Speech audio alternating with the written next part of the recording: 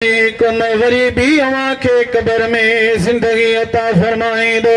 उहा कब्र में जेका अवां खे जिंदगी मिलंदी, अल्लाह साईं फरमाए सुम्मा इलैहि तुरजऊन, पोइ उहा जिंदगी अवां खे क़यामत जे ॾहाड़े तरफ़ वठी वेंदी। हाणे इंसान जी जिंदगी जा 5 मरहला। पहिरीं इंसान पाण ईअं सम्झंदा आहियो त जॾहिं ॼमी दुनिया में आयो मां जे पेट खां पोइ उन जी ज़िंदगी शुरू थी आहे, लेकिन इहा ग़लति आहे। इंसान अॻे बि ज़िंदा हो, अॻ में बि हो, हाणे आहे ऐं अॼु जेको इंसान आहे। ऐं असां तव्हां सिर्फ़ु इन दुनिया जी ज़िंदगी खे ज़िंदगी सम्झो।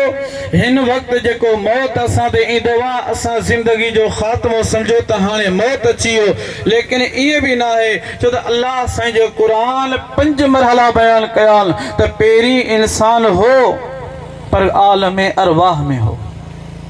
किथे हो बाबा? आलम अरवाह में हो, लेकिन अल्लाह ताला उन आलम अरवाह वारी